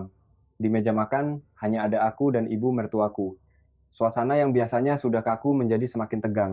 Makanan di mulutku tak bisa tertelan. Akhirnya, aku hanya makan setengah porsi. Lalu permisi naik ke atas sebentar. Menunggu beliau selesai makan baru, aku turun untuk membersihkan meja. Setelah membereskan semuanya, jam sudah menunjukkan pukul 10 malam. Lelah yang amat sangat mendera tubuhku. Aku naik ke kamar, mengambil baju ganti, dan masuk ke kamar mandi. Begitu keluar dari kamar mandi, ponselku berdering. Melihat nama Dimas di layar, aku langsung mengangkatnya. Halo Mas, sayang, bukain pintu doong. Suara Dimas yang cadel dan berat menandakan bahwa suamiku sedang mabuk berat. Mas di depan? Iya, aku turun sekarang. Aku berlari ke bawah dan membuka pintu. Begitu pintu terbuka, kulihat Dimas terduduk lemas di lantai teras dengan baju kemeja yang berantakan. Aku bergegas membantunya. Mas Dimas, kamu kenapa? Dimas menoleh padaku. Napasnya bau alkohol menyengat, membuatku ikut pusing dibuatnya. Ia tersenyum bodoh. Istriku, kamu cantik banget. Aku seneng banget bisa nikah sama perempuan cantik kayak kamu. Hehehe. Daripada meladeni ocehan orang mabuk, aku berusaha memapahnya masuk. Ayo berdiri, Mas. Aku bantu masuk ke dalam. Gak usah dibantu, aku bisa jalan sendiriku. Ia bertumpu pada lantai dan mencoba berdiri. Tapi malah oleng dan hampir jatuh tersungkur kalau saja aku tidak sigap menangkapnya. Ia mengecup pipiku dan terkikik. Makasih istriku. Kalau nggak ada kamu, mukaku udah nyium lantai nih. Udah, nggak usah banyak omong. Ayo masuk. Berat badan pria normal saja sudah lebih berat dari wanita, apalagi pria mabuk yang kehilangan kendali atas tubuhnya rasanya berkali-kali lipat lebih berat. Dengan susah payah, aku menyeretnya menaiki tangga hingga ke kamar kami. Setelah merebahkannya di kasur, aku bertolak pinggang dengan napas terengah-engah. Tiba-tiba, pintu kamar kami didorong kasar dari luar. Aku menoleh dan melihat Nyonya Ratna. Ia seolah tak peduli dengan privasi kami dan masuk begitu saja. Melihat Dimas mabuk hingga lemas seperti mie rebus, ia langsung meneriakiku. Ngapain kamu berdiri mematung di situ? Cepat turun bikin air perasan jeruk nipis buat Dimas biar dia sadar. Melihat ibu mertuaku seenaknya melanggar privasi kamarku, aku sangat kesal. Ingin rasanya ku bilang, lain kali kalau mau masuk kamar orang, ketuk pintu dulu kek. Tapi ku tahu, kalau aku protes, beliau pasti akan membesar-besarkan masalah dan bikin ribut malam-malam begini. Akhirnya aku hanya mengangguk pelan dan turun ke dapur meracik air jeruk nipis hangat yang agak asam. Begitu aku kembali ke atas, Nyonya Ratna langsung mengomel. Bikin air jeruk saja, lama, minta ampun. Sini berikan padaku. Ia merebut gelas dari tanganku sambil mendelik kesal. Aku sudah kebal dan hanya bisa menghela napas diam-diam. Nyonya Ratna mengguncang bahu Dimas. Nak, bangun. Minum air jeruk nipisnya dulu baru tidur. Dimas membuka matanya sedikit dan bergumam mabuk, nggak mau minum. Ibu balik kamar aja, aku mau tidur. Istriku mana? Melihat anaknya seperti itu, wajah Nyonya Ratna tampak tidak senang. Ia menepuk bahu Dimas. Kamu ini tiap hari istri? Istri! Nanti lama-lama istrimu ngelunjak dan nginjek-nginjek kepalamu. Dimas bertumpu pada kasur, duduk perlahan, lalu memegang tangan ibunya untuk berdiri sempoyongan. Aku capek, Bu. Ibu balik tidur sana. Ya sudah, nggak usah ditarik-tarik, Ibu. Kalau mabuk ya sudah tidur sana. Jangan terlalu forsir tenaga, nanti merusak kesehatan. Nyonya Ratna melirik tajam padaku, biarkan dia tidur. Jangan paksa dia melayanimu malam ini. Nanti badannya bisa sakit, ngerti kamu? Aku sangat ingin membalas. Melihat anak ibu mabuk parah begini, aku juga nggak ada selera ngajak dia berhubungan. Tapi kalau aku mengatakannya, Nyonya Ratna pasti akan menuduhku kurang ajar dan menantangnya. Semua kalimatku telan kembali, dan aku hanya menjawab iya agar cepat selesai. Setelah ibu mertuaku keluar, Dimas dengan sempoyongan menghampiri dan memelukku erat, istriku U. Napas alkoholnya menghempas wajahku, membuatku sangat tidak nyaman. Aku ingin mendorongnya, tapi takut ia berpikiran macam-macam, dan kami bertengkar lagi karena hal sepele. Mas mabuk, mending tidur aja, Gi. Enggak, aku nggak mabuk. Aku kangen kamu, U. Tanpa menungguku merespons, Dimas langsung menciumku. Aroma alkohol yang menyengat menerobos masuk ke mulutku, membuatku mual dan sesak napas. Kali ini aku tak tahan lagi dan mendorongnya dengan kuat. Tapi kekuatannya jauh lebih besar. Ia tak mau melepaskanku. Dimas menangkup wajahku erat karena merasa kasihan padanya, dan meski aku sama sekali tak ada gairah, akhirnya aku mengalah dan melayaninya malam itu. Setelah badanku remuk redam dan kehabisan tenaga, aku memohon padanya untuk berhenti. Mendengar itu, Dimas malah marah. Kamu meremehkan aku, ha? Mentang-mentang aku mabuk, kamu pikir aku nggak bisa ngapa-ngapain? Bentaknya dengan lidah keluh. Mendengar ucapannya, perasaanku hancur. Tapi aku tak mau ribut, bukan gitu maksudku, Mas. Kalau bukan, terusin. Kamu bilang capek. Apanya yang capek? Aku yang gerak dari tadi. Aku aja nggak capek. Aku malas meladeninya lagi dan hanya menghela napas pasrah. Ia sama sekali tak memedulikan perasaanku, hanya ingin memuaskan nafsu liarnya. Aku terbaring kaku di bawahnya dengan hati yang hancur dan kesepian. Setetes air mata lolos dari sudut mataku, membasahi bantal. Aku memikirkan banyak hal, hingga akhirnya karena terlalu lelah, aku tertidur tanpa sadar. Entah sudah berapa lama, aku tertidur. Suara pintu kamar yang dibanting terbuka menyentakkanku. Aku terbangun dan mendapati tatapan tajam ibu mertuaku sedang mengawasiku. Ibu, kok masuk nggak? Ketuk pintu dulu. Nyonya Ratna melirik Dimas yang masih tidur mendengkur, lalu menatapku sinis. Ini rumah saya. Saya mau kemanapun itu urusan saya. Kamu nggak berhak mengatur saya. Cepat pakai bajumu dan keluar. Saya mau bicara. Setelah berkata begitu, tanpa menunggu jawabanku, beliau berbalik dan keluar. Sepeninggalnya, aku menunduk melihat tubuhku. Bekas kemerahan dan memar biru tampak jelas di sana.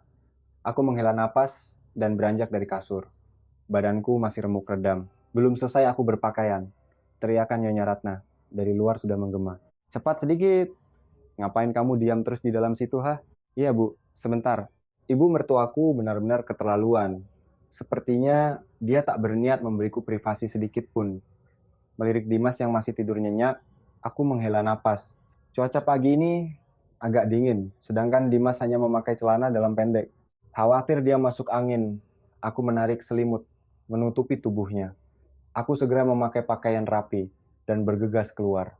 Begitu pintu terbuka, Nyonya Ratna sudah berdiri menungguku di lorong. Rupanya dari tadi ia tak turun ke bawah. Ibu, ia tak membalas panggilanku, matanya memindai tubuhku dari ujung rambut sampai ujung kaki. Tatapan menyelidiknya membuatku sedikit canggung. Aku spontan menarik kerah bajuku lebih tinggi untuk menutupi bekas-bekas merah di leher. Tapi dipikir-pikir, lucu juga. Kami kan suami istri yang sah, berhubungan suami istri itu wajar. Kenapa aku harus merasa seperti orang ketahuan selingkuh? Melihatku menarik kerah baju, ibu mertuaku menyindir, gak usah ditutupi, saya sudah lihat semuanya. Wajahku merah menahan malu. Aku diam saja. Dimas mana? Sudah bangun belum? Masih tidur, Bu. Biarkan dia tidur. Kamu turun, bicara sama saya. Oh ya, Bu. Aku menutup pintu kamar perlahan, lalu mengikuti langkah mertuaku turun ke ruang tamu. Nyonya Ratna duduk di sofa dan mulai menghakimiku dengan nada kesal. Jadi istri kok kerjanya cuma bikin anak saya mabuk-mabukan di luar sampai nggak sadar diri. Kalian berantem, ha? Nggak kok, Bu. Hubungan kami baik-baik saja. Mungkin semalam Mas Dimas terlalu senang pas ketemu klien, jadi minumnya kebanyakan. Pintar ngeles kamu ya. Terus saya tanya, Semalam kalian berhubungan suami istri tidak? Pertanyaan ini membuatku merasa malu sekaligus lucu. Di zaman modern seperti ini, apa masih ada mertua yang menginterogasi urusan ranjang anak dan menantunya? Lagi pula, bukannya tadi beliau bilang sudah lihat semuanya. Kenapa masih tanya? Karena asik melamun. Aku tak menjawab. Kamu dengar tidak? Saya tanya apa? Bentaknya. Aku tersentak kembali ke dunia nyata. Bingung harus menjawab apa untuk masalah sensitif ini, akhirnya aku hanya mengangguk pelan. Melihat anggukanku, mata Nyonya Ratna melotot marah. Hebat kamu ya, semalam saya sudah bilang Dimas lagi mabuk, jangan paksa dia melayanimu. Kamu anggap omongan saya angin lalu. Hah? Aku nggak berani maksa, Bu. Terus kenapa kamu masih paksa dia? Pantas saja. Kamu kan kerjanya cuma makan tidur di rumah. Makanya tenagamu sisa banyak untuk urusan ranjang. Kesabaranku benar-benar habis. Seharian penuh, aku tak pernah berhenti bekerja. Bahkan beliau sering sengaja memberantakan barang agar aku yang membereskannya. Dari mana datangnya waktu santai? Badanku rasanya mau rontok dan aku cuma ingin tidur, buru-buru mikir gairah. Kalau aku tak membela diri, seharian ini ibu mertuaku akan memakai alasan ini untuk menyiksaku. Akhirnya aku memutuskan bicara jujur. Aku nggak pernah maksa Mas Dimas, Bu. Yang semalam minta itu Mas Dimas bukan aku. Jangan putar balikan fakta. Dia mabuk parah begitu mana mungkin punya gairah. Pasti kamu yang memancingnya. Bibirku tersenyum getir. Kalau ibu nggak percaya sama aku, ibu tunggu Mas Dimas bangun dan tanya langsung saja sama dia. Berani kamu menantang saya. Aku merasa ucapanku tidak ada yang salah, Bu. Lagi pula urusan ranjang itu urusan pribadi suami istri. Apa ibu merasa perlu ikut campur sejauh ini? Plak, sebuah tamparan mendarat keras di pipiku sebelum aku sempat menyelesaikan kalimat. Tenaganya begitu kuat hingga gigiku menggores bibir bagian dalam sampai berdarah. Aku menyeka darah di sudut bibirku, menatap tak percaya pada wanita di depanku. Aku benar-benar tak menyangka beliau berani main tangan hanya karena masalah sepele ini. Nyonya Ratna menunjuk tepat di wajahku dengan jari telunjuknya. Dasar perempuan kurang ajar, tidak tahu diuntung. Asal kamu ingat, Dimas itu anak kandung saya. Apapun urusannya, saya berhak ikut campur. Ngerti kamu? Aku menatapnya sambil tersenyum sinis. Oh, kalau begitu kenapa ibu tidak ikat saja dia di sisi ibu selamanya? Untuk apa ibu biarkan dia menikah? Kamu, Nyonya Ratna, mengangkat tangannya hendak menamparku lagi. Tapi tiba-tiba Dimas muncul dan menahan lengan ibunya. Melihat putranya datang membela, Nyonya Ratna menurunkan tangannya dan memakiku. Dasar perempuan tak terdidik. Buah, jatuh tak jauh dari pohonnya. Orang tua sama anak, sama-sama nggak punya tata krama. Mendengar hinaan itu, darahku mendidih. Selama ini beliau menghinaku tanpa alasan, aku masih bisa diam demi keutuhan rumah tangga. Tapi kali ini beliau menghina orang tuaku yang tak punya salah apa-apa padanya. Memang keluargaku miskin, tapi kami sudah resmi menjadi keluarga besar. Tak sepantasnya ia menggunakan kata-kata sekotor itu untuk orang tuaku. Aku menarik napas panjang, menatap tajam ke arahnya. Ibu boleh memaki aku sesuka hati ibu. Tapi ibu tidak berhak menghina orang tuaku. Wah, hebat kamu hari ini ya. Berani melawan saya. Saya mau hina mereka. Memangnya kamu mau apa, ha? Orang tua miskin melarat macam keluargamu itu pantas saya ludahi. Nyonya Ratna meludah ke lantai, menunjukkan rasa jijiknya. Melihat perbuatannya, kesabaranku putus. Secara refleks, aku membalas. Orang tuaku memang miskin, tapi mereka tidak pernah bicara dengan bahasa kampungan dan tidak berpendidikan seperti ibu. Kurang ajar. Berani kamu bilang saya kampungan. Kalau orang tuamu tidak bisa mendidikmu, hari ini biar saya yang mendidikmu. Nyonya Ratna menerjangku, sebelah tangannya menjambak rambutku ke belakang, dan tangan sebelahnya menampar wajahku bertubi-tubi hingga pandanganku berkunang-kunang. Aku merasa kesakitan sekaligus sangat marah. Tapi aku menahan diri untuk tidak membalas memukulnya. Bagaimanapun, dia adalah ibu mertuaku. Kalau aku memukul balik, aku benar-benar akan jadi menantu kurang ajar seperti yang ia tuduhkan. Aku hanya berusaha melepaskan cengkeraman tangannya dari rambutku. Lepas, Bu. Ibu nggak berhak mukulin aku. Teriakku. Bukan cuma kamu yang saya pukul. Bapak ibumu yang miskin itu juga bakal saya pukul kalau ketemu. Dasar perempuan gila. Nyonya Ratna mengangkat tangan, hendak menamparku lagi.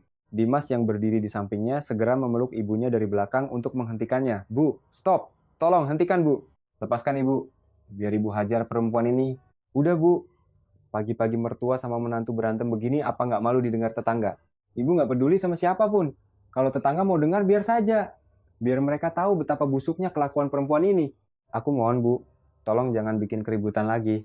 Akhirnya Dimas berhasil melepaskan tangan ibunya dari rambutku.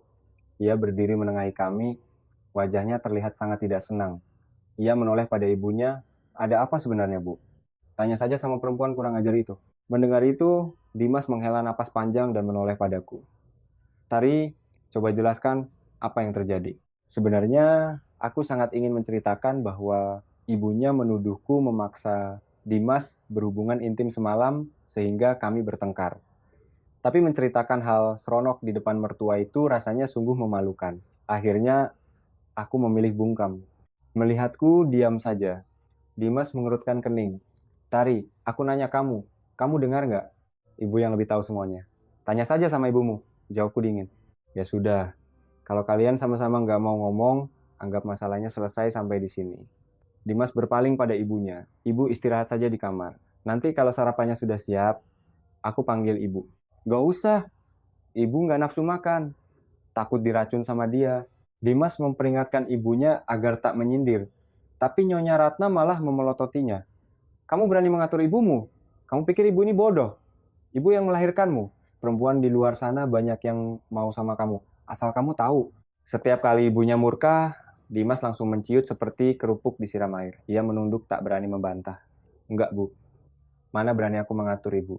Makanya jangan bodoh jadi laki-laki. Ibu ini ibumu satu-satunya. Kalau istri gampang dicari gantinya. Melihat anaknya kembali tunduk, kemarahan Nyonya Ratna sedikit mereda. Ya sudah, ibu naik dulu. Hari ini benar-benar hari sial. Pagi-pagi sudah lihat hal menjijikan. Sebelum pergi, ia menyempatkan diri mendelik padaku. Sepeninggal Nyonya Ratna, barulah Dimas memegang tanganku dan bertanya cemas. Kamu nggak apa-apa? Kenapa sih pagi-pagi udah berantem begini sama ibu? Bukan berantem, tapi aku yang dipukuli sama ibumu. Iya, iya ibu yang mukul kamu. Tapi alasannya apa? Kali ini aku tidak diam lagi. Ku ceritakan semuanya dari awal sampai akhir. Mendengar ceritaku, Dimas menghela napas panjang. Ya ampun, ibu ini ada-ada saja. Ya sudah, aku atas nama ibu minta maaf ya sama kamu. Tolong jangan marah lagi sama ibu. Lebih dari 2 tahun, aku hidup dengan mertua tiran ini. Kurasa penderitaanku sudah lebih dari cukup. Aku sudah tak ingin bertahan lagi. Ku genggam erat tangan Dimas, menimbang-nimbang sebentar, sebelum akhirnya memberanikan diri. Gimana kalau kita pindah dan ngontrak rumah sendiri aja, Mas? Kupikir, dengan cinta Dimas padaku, ia akan mempertimbangkan usulanku. Tapi ternyata aku salah besar. Begitu mendengar kalimatku, Dimas menghempaskan tanganku dengan kasar dan membentak. Kamu gila ya? Ibu cuma punya aku satu-satunya. Gimana mungkin aku ninggalin ibu sendirian? Tapi setiap hari aku tinggal sama ibumu. Setiap hari pula aku dimaki dan disiksa. Aku udah gak tahan, Mas. Tugasmu sebagai menantu itu ya bersabar. Masa cuma gara-gara ribut sedikit sama mertua, kamu langsung ngajak aku keluar dari rumah ini dan ninggalin ibuku sendirian. Ibuku udah tua, dia butuh aku. Terus, gimana perasaanku, Mas? Apa kamu gak pernah mikirin perasaanku? Kalau aku gak mikirin kamu, aku gak akan ngebiarin kamu enak-enakan di rumah saja. Kamu tahu nggak seberapa capeknya aku dan ibu kerja banting tulang di luar sana? Kamu bener-bener egois. Cuma mikirin diri sendiri.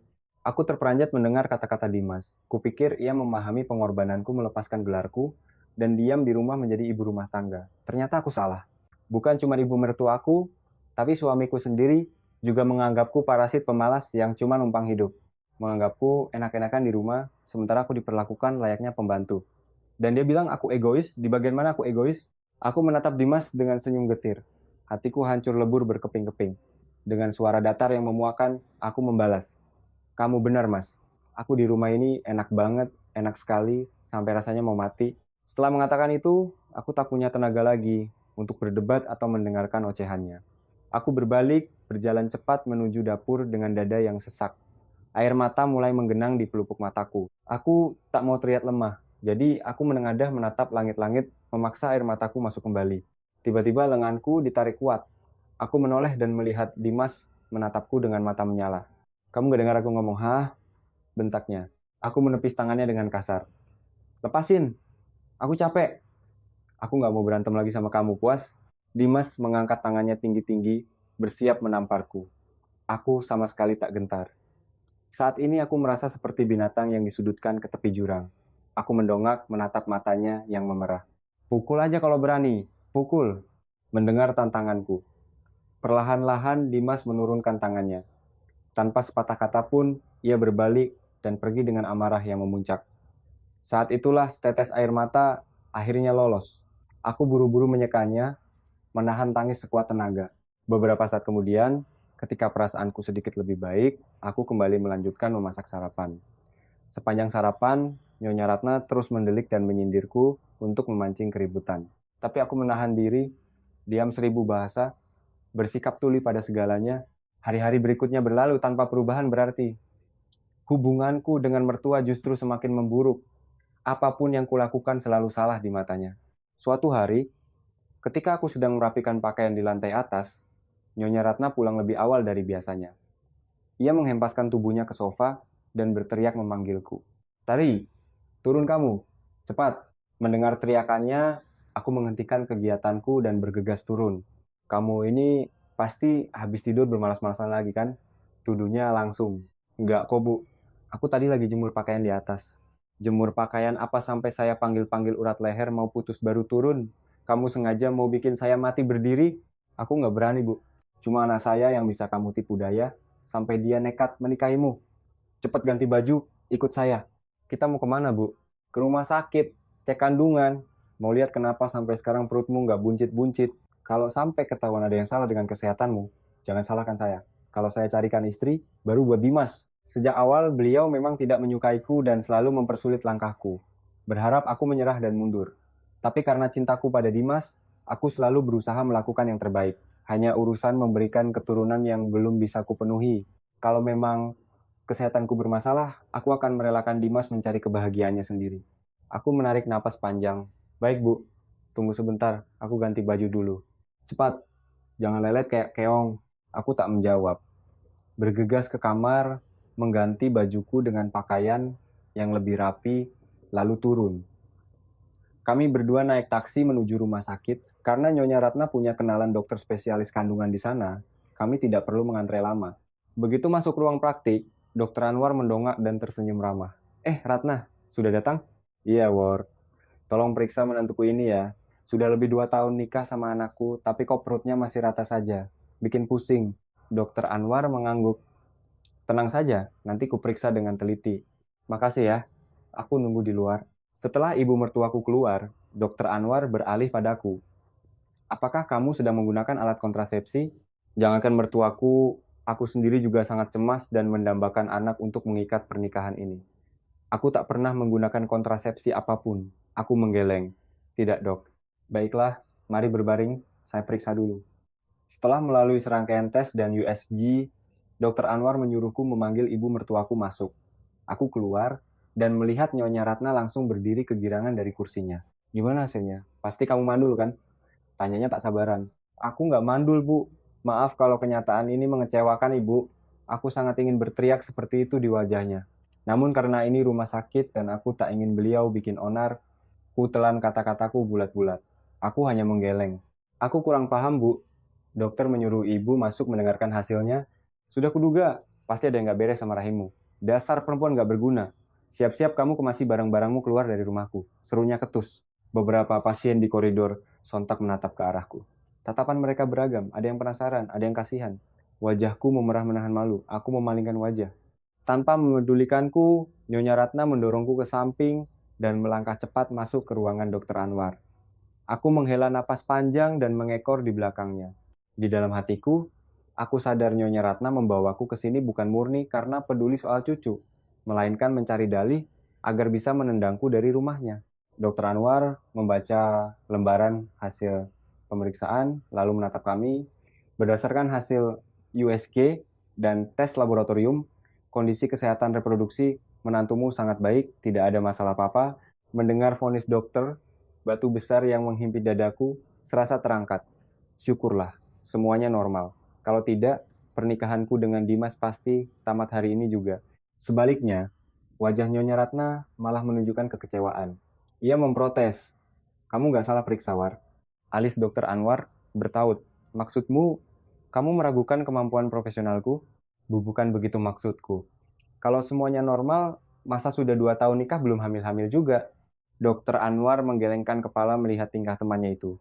Ratna, puluhan tahun berlalu sifatmu masih sama saja, gerasa gerusu dan gak sabaran.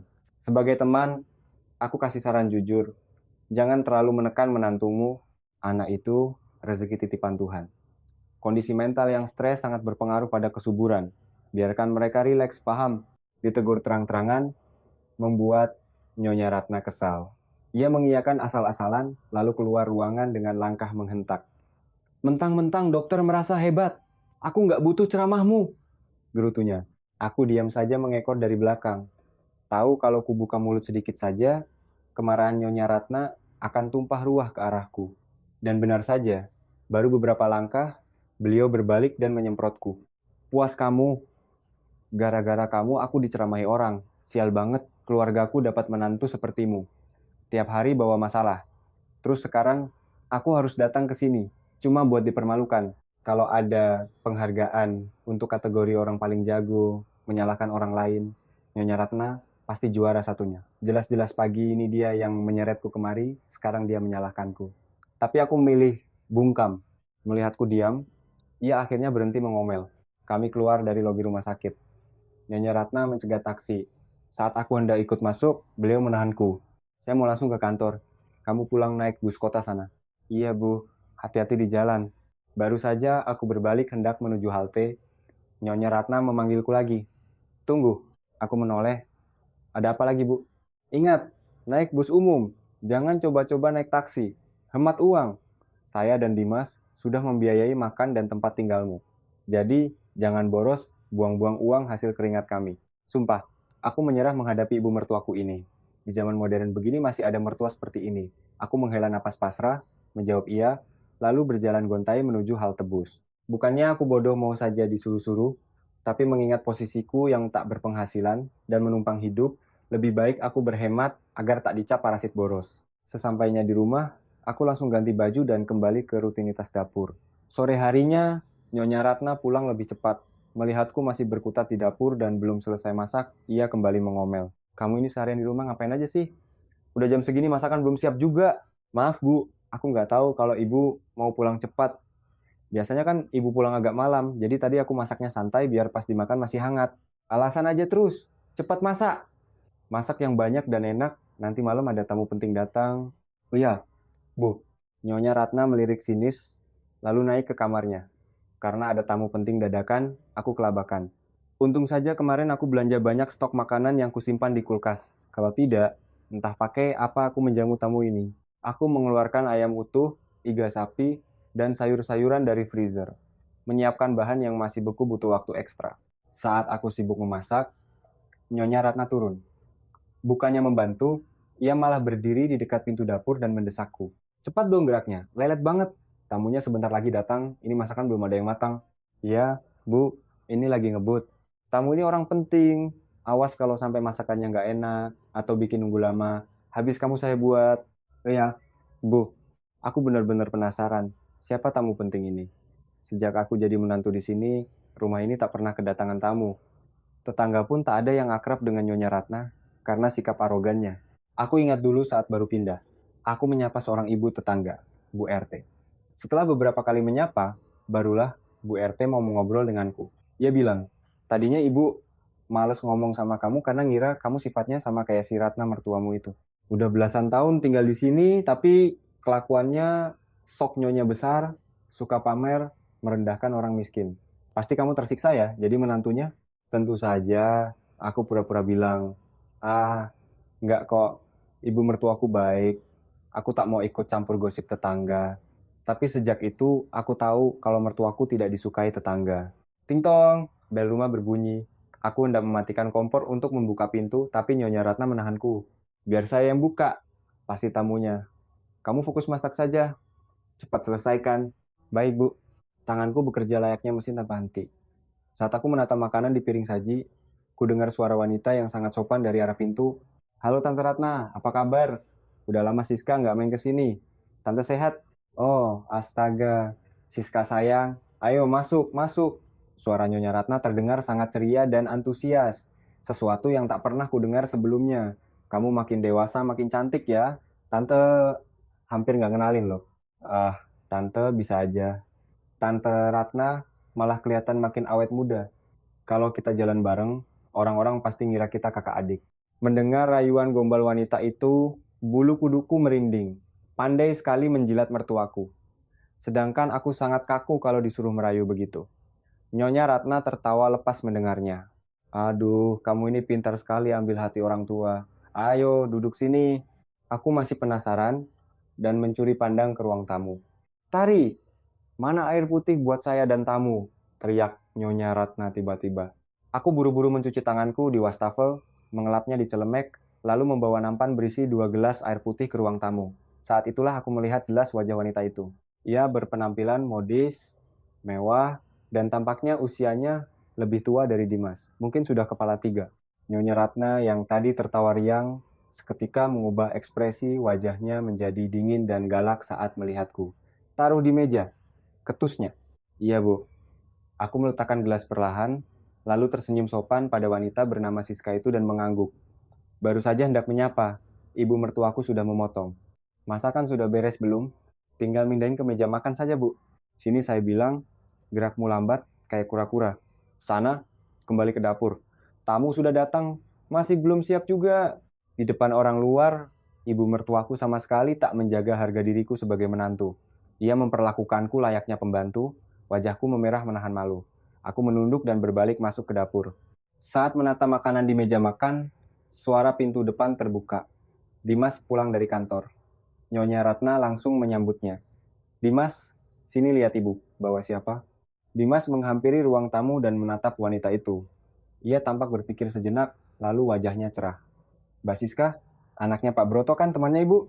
Tuh kan, tante sudah bilang, Dimas pasti masih ingat sama kamu, ujar Nyonya Ratna bangga pada Siska. Siska berdiri, tersenyum, anggun. Masih ingat ya Dimas? Dulu kan aku sering main ke rumah. Beda usiamu sama Dimas cuma beberapa tahun, panggil nama saja nggak usah pakai mbak. Kelihatan tua nanti, selak Nyonya Ratna. Dimas tampak agak canggung, tapi karena ibunya yang memaksa, ia tak membantah. Iya, Siska. Nyonya Ratna dan Siska bertukar senyum puas. Nyonya Ratna menepuk pundak anaknya. Ya sudah, kamu ke atas mandi ganti baju dulu. Terus kita makan malam. Berdiri di sudut dapur, aku mendengar dan mengamati semuanya dengan perasaan yang sulit dijelaskan. Firasatku mengatakan, ada yang tidak beres dengan gelagat ibu mertuaku membawa wanita kaya ini ke rumah. Aku menepis pikiran buruk itu, menarik napas panjang, berjalan ke ruang tamu dengan senyum sopan. Bu, Kak Siska, makan malamnya sudah siap. Melihatku, wajah Nyonya Ratna langsung kecut. Bikin orang nunggu lama aja. Kalau ibu mau cepat, harusnya ibu bantu aku sedikit di dapur. Begitu kira-kira jawaban yang ingin kulontarkan. Tapi tentu saja, kutelan mentah-mentah agar tak memicu perang dunia ketiga. Aku hanya bergumam, iya bu. Siska mengekor di belakang Nyonya Ratna menuju ruang makan. Saat melewatiku, Siska menepuk pundakku pelan. Maaf ya, ngerepotin kamu. Aku menatapnya tajam, mencoba membaca apakah ia tulus atau menyindir, tapi senyumnya terlalu sempurna untuk dibaca. Nggak apa-apa kak, silakan duduk. Aku panggil Mas Dimas dulu. Sesampainya di kamar atas, Dimas baru selesai berganti baju santai. Begitu melihatku, ia mengernyit jijik. Aku spontan meraba wajahku, mengira ada noda. Kenapa mas? Wajahku kotor ya? Kamu ngaca deh. Rambut lepek, keringetan, pakai celemek kotor bau bumbu. Penampilanmu bener-bener kayak pembantu. Ketus Dimas. Ia melengos pergi menuruni tangga. Hancur hatiku mendengarnya.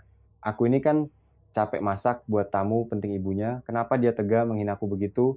Aku masuk ke kamar dan menatap cermin. Memang penampilanku berantakan. Aku cuci muka cepat-cepat, mengikat ulang rambutku, melepas lemek, dan bersiap mengganti baju yang lebih layak. Tiba-tiba, Dimas kembali muncul di ambang pintu, membentak kesal. Kamu ngapain sih lama banget? Ibu sama tamu udah nunggu di bawah. Jangan bikin malu keluarga. Aku tak tahan lagi. Aku kan cuma cuci muka bentar, mas. Butuh waktu 5 menit aja.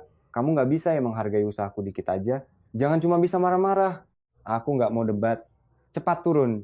Aku menghela napas kasar, berjalan melewati Dimas tanpa bicara lagi, dan turun ke ruang makan. Di meja makan, Nyonya Ratna langsung menyerangku. Kamu sengaja mau bikin saya mati darah tinggi? Nggak lihat ada tamu? Tante, udah, nggak apa-apa kok. Jangan marah-marah, potong Siska lembut. Tangannya mengelus bahu Nyonya Ratna dengan gaya menenangkan. Nyonya Ratna tersenyum luluh. Aduh, Siska, kamu ini baik sekali. Tante cuma berharap punya menantu yang sifatnya sepertimu, nggak kayak dia ini. Nyonya Ratna melirikku tajam. Memang pendidikan keluarga itu penting. Orang tua miskin melarat ya. Hasil didikan anaknya begini. Dimas berdehem menegur ibunya karena tak enak dengan Siska. Ibu mertuaku akhirnya diam. Aku duduk di meja, bertugas menyendokkan nasi untuk mereka bertiga. Sepanjang makan malam, Nyonya Ratna sibuk melayani Siska, mengambilkan lauk daging ke piring wanita itu dengan penuh kasih sayang. Aku menatap pemandangan itu dengan rasa iri yang amat sangat. Seandainya ibu mertuaku menyayangiku 1/10 dari itu saja. Makan malam terasa seperti neraka, nasi yang kukunya terasa pahit, aku seperti hantu tak kasat mata, Nyonya Ratna dan Siska sibuk mengobrol ceria, Dimas sesekali menimpali. Siska bahkan dengan santainya mengambilkan lauk ke piring Dimas. Makan yang banyak, Dimas. Aku ingat dulu, kamu suka banget semur daging ini. Dimas hanya tersenyum canggung. Tak satu pun dari mereka peduli aku sudah makan atau belum. Kalau aku pergi dari meja ini, Nyonya Ratna pasti akan memakiku. Kalau aku bertahan, hatiku rasanya disayat-sayat. Selesai makan, Siska bangkit, pura-pura hendak membantu membereskan piring kotor. Nyonya Ratna segera mencegahnya. Jangan Siska, tanganmu jangan kotor. Biar Tari saja yang bersihkan. Seharian dia di rumah nganggur. Biar dia gerak dikit. Ayo kita ngobrol di depan. Siska menurut dan meninggalkanku sendirian, mencuci setumpuk piring kotor di dapur. Saat aku sedang mencuci piring, Siska tiba-tiba masuk ke dapur. Ia berdiri di sebelahku. Tari, capek ya? Aku sebenarnya mau bantu, tapi Tante Ratna melarangku. Aku mencuci piring dengan tenang. Gak apa-apa kak, aku udah biasa. Tari, kelihatannya Tante Ratna kurang suka sama kamu ya. Pasti berat ya, jadi menantu di sini. Pertanyaan Siska membuatku waspada. Wanita ini pasti sedang memancing agar aku menjelek-jelekan ibu mertuaku, supaya dia bisa mengadukannya. Aku tak sebodoh itu. Aku tersenyum ramah. Oh enggak kok, ibu sama Mas Dimas baik banget sama aku. Gagal mendapat gosip murahan, Siska tersenyum canggung. Syukurlah kalau begitu. Ya sudah, aku pamit pulang dulu ya. Udah malam. Loh, kenapa buru-buru kak? Ibu masih mau ngobrol loh. Tante Ratna nggak tenang kalau aku nyetir sendiri malam-malam, jadi beliau nyuruh Dimas buat antar aku pulang. Kamu nggak cemburu kan, Tari? Tanganku berhenti menggosok piring, darahku berdesir panas. Suamiku mengantar wanita lain pulang tanpa pamit padaku. Apa dia masih menganggapku istrinya? Aku menelan amarahku dan menjawab dengan senyum sinis yang kusembunyikan. Kak Siska kan umurnya lebih tua dari suamiku, pantasnya jadi kakak perempuannya. Mana mungkin melakukan hal serendah pelakor kan kak? Wajah Siska seketika kaku mendengar kata pelakor. Ia salah tingkah dan tertawa sumbang. Ah, iya. Mana mungkin aku dan Dimas macam-macam. Ya sudah, aku duluan ya. Dimas sudah nunggu. Begitu Siska pergi, topeng ketenanganku runtuh. Ribuan pertanyaan berkecamuk di kepalaku. Kenapa ibu mertuaku menyuruh Dimas mengantarnya? Dan kenapa Dimas tak memberitahuku? Lamunanku pecah oleh suara galak Nyonya Ratna yang menyusul masuk ke dapur. Mencuci piring saja, lamanya minta ampun. Bengong terus kerjaanmu. Beliau berdiri di sana, mengawasiku seperti mandor penjara, memeriksa piring demi piring, memastikan tak ada noda. Aku sudah mati rasa menghadapinya. Menjelang tengah malam, Dimas akhirnya pulang. Dari celah dapur, aku melihat Nyonya Ratna langsung menarik tangan Dimas naik ke lantai atas. Karena penasaran, aku berniat mengambil celemek yang tertinggal di atas untuk kucuci. Sekalian mencari tahu apa yang mereka bicarakan. Saat aku mendekati pintu kamar mertuaku, sayup-sayup ku dengar perbincangan mereka. Menurutmu, Siska itu gimana, Mas? Gimana apanya, Bu? Aku kan udah punya istri. Lagi pula, umurnya jauh di atasku. Perempuan lebih tua sedikit memangnya kenapa? Yang penting dia anak orang kaya. Bapaknya pemilik perusahaan besar, bibit bebet, bobotnya setara sama keluarga kita. Cocok banget kan? Bu, tolong deh, jangan ngomong yang aneh-aneh. Nanti Tari dengar, dia bisa salah paham. Biarin saja dia dengar. Ibu belum buat perhitungan sama dia. Udah bisanya cuma di rumah ngabisin uang, disuruh hamil aja nggak becus. Dengar ya, Dimas. Kalau sampai akhir tahun ini dia masih belum juga hamil, kamu harus ceraikan dia. Titik. Nggak bisa gitu dong, Bu. Kita kan baru nikah 2 tahun lebih. Masih butuh waktu. Keluarga orang lain bulan ini, nikah bulan depan, udah hamil. Dia butuh 3 tahun. Ibu udah capek-capek besarin kamu. Sekarang kamu mau melawan ibu demi perempuan mandul itu. Bukan melawan, Bu, tapi cerai itu. Ibu nggak mau tahu. Kamu mau bikin ibu mati muda gara-gara serangan jantung, ancam Nyonya Ratna dengan suara meninggi. Iya, Bu. Iya, aku akan turuti kemauan ibu, jawab Dimas akhirnya. Suaranya melemah tak berdaya. Nah, gitu dong. Anak ibu yang penurut. Mendengar itu dadaku serasa dihantam palu godam. Dunia terasa runtuh. Suamiku, pria yang kucintai, dengan mudahnya menyetujui permintaan ibunya untuk menceraikanku. Aku tak sanggup mendengar lebih lanjut.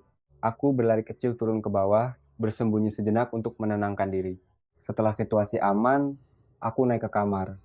Kulihat Dimas asyik bermain game di ponselnya tanpa menoleh sedikit pun padaku, mengabaikan keberadaanku. Aku membuka lemari baju dengan gerakan mekanis, mengambil pakaian, lalu mengunci diri di kamar mandi. Kunyalakan keran air kencang-kencang, duduk di lantai dingin, dan menangis sejadi-jadinya. Orang mungkin mengira aku bodoh bertahan dalam neraka ini. Tapi di zaman sekarang, wanita yang menjanda masih sering dipandang sebelah mata. Lagi pula, aku masih berharap pernikahanku bisa diselamatkan. Tapi malam ini harapanku sepertinya pupus. Keesokan harinya, karena kelelahan fisik dan mental yang terakumulasi, kondisiku drop drastis. Tubuhku kurus kering. Siang itu, saat aku berjalan ke pasar untuk belanja, pandanganku tiba-tiba menggelap, kepalaku berputar hebat. Di tengah jalan raya, kakiku lemas dan aku tersungkur. Suara decit rem mobil yang mengerem mendadak memenuhi telingaku. Lalu semuanya gelap. Saat aku membuka mata, aku berada di ruangan bernuansa putih yang asing. Bau obat-obatan menusuk hidung. Kulihat punggung seorang pria bertubuh tegap berdiri membelakangiku menghadap jendela. Aku mencoba bangun, tapi jarum infus di punggung tanganku tertarik dan aku mengadu pelan. "Au!" Pria itu berbalik dan menghampiri ranjangku. "Sudah sadar?" Kutatap wajahnya, alisnya tebal, matanya tajam, hidungnya mancung. Pria asing yang sangat tampan.